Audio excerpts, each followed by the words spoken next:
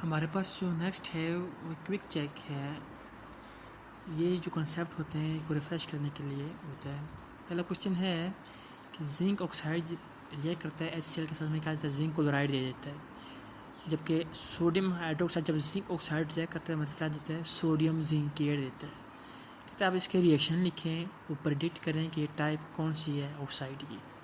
तो सबसे पहले हम रिएक्शन लिखते हैं। हमारे पास है जिंक ऑक्साइड विद HCl, तो हमें क्या मिलता है, ZnCl2 प्लस H2O। ठीक है, यहाँ पे हमारे पास जिंक क्लोराइड है। सिमिलरली जब ये NaOH से रिएक्ट करेगा ZnO plus NaOH give us Zn Na2O2 plus H2O। ठीक है, तो ये हमारे पास क्या है, सोडियम जिंकेट।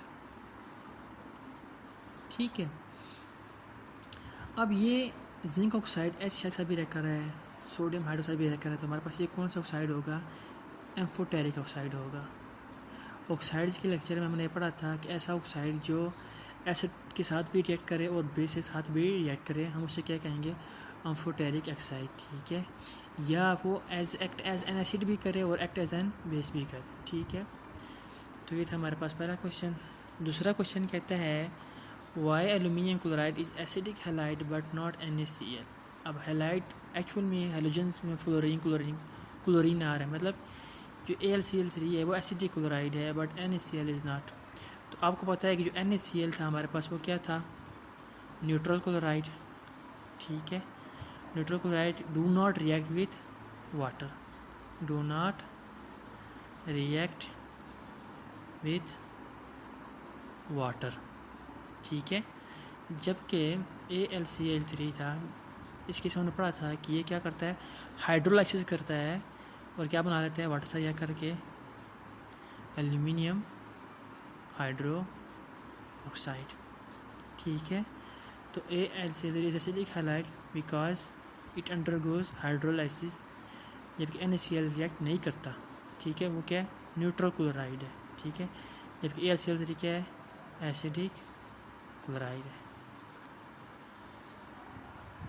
ठीक है,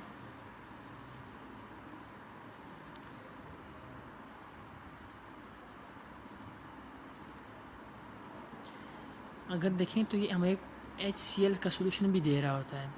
अब हमने एसिडिक क्लोराइड के बारे में पढ़ा था कि ऐसा क्लोराइड जो वाटर से रिएक्ट करके हमें ऐसा सोल्यूशन दे जो एसिडिक हो।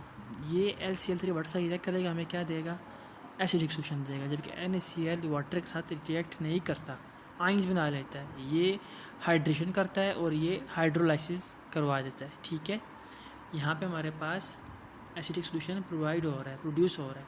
ठीक है, अब क्वेश्चन नंबर 3 है, प्रेडिक्ट करें P phosphorus pentachloride nitrogen trichloride would be basic और एसिडिक। ठीक है, हमने पढ़ा था जो ग्रुप 1 और ग्रुप 2 के होते हैं वो क्या होता है, हमें क्या दे रहे होते हैं, बेसिस दे रहे होते हैं, ऐसा ही है।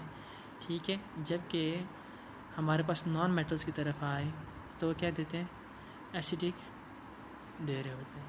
ठीक है, ग्रुप 1 और ग्रुप 2 बेस हमें बेसिक दे रहे थे, जबकि 4, 5, 6 हमें क्या दे रहे थे, एसिडिक दे रहे थे। अब ये देखें फास्फोरस है और नाइट्रोजन ही मोस्टली नॉन मेटल्स में आ रहे हैं, तो नॉन मेटल्स में आ रहे हैं तो ये ऑब्वियसली क्या होंगे हमारे पास,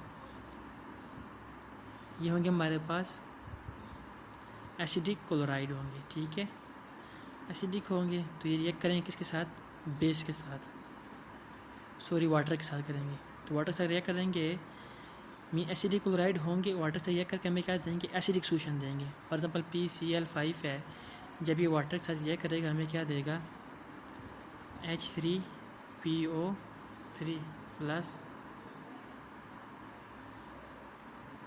5HCl। ठीक है, हम इसको बैलेंस करते हैं, यहाँ पे 4 लगा देते हैं। ठीक है, मीन कि फास्फोरस जो पेंटाक्लोराइड है ये हमारे पास क्या है, एसिडिक क्लोराइड है, क्योंकि जब ये वाटर से रिएक्ट करता है हमारे पास क्या दे रहा होता है, एसिडिक सोल्यूशन दे रहा होता है।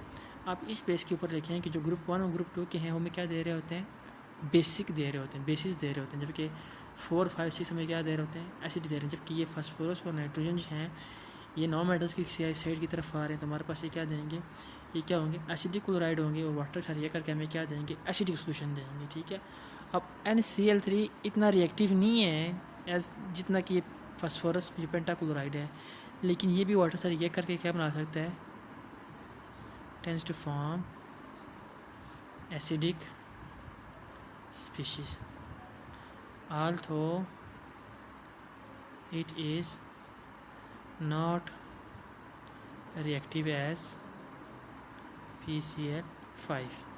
ठीक है, नेक्स्ट क्वेश्चन है हमारे पास, would SO2 and P2O5 react with HCl, H2SO4 और NaOH। अब ये ऑक्साइड्स हैं, अब ऑक्साइड्स की साइड वाले सल्फ़र हमारे पास नॉन मेटल की तरफ आ रहा होता है, फास्फोरस भी उस साइड की तरफ आ रहा होता है।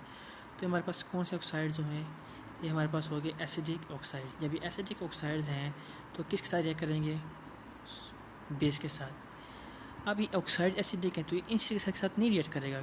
ठीक है, तो ये मोस्ट प्रोबेबली किसके साथ रिएक्ट करेगा, बेस के साथ। क्यों, क्योंकि ये नॉन मेटल्स के केस में आ रहा है, सीरीज़ में आ रहा है।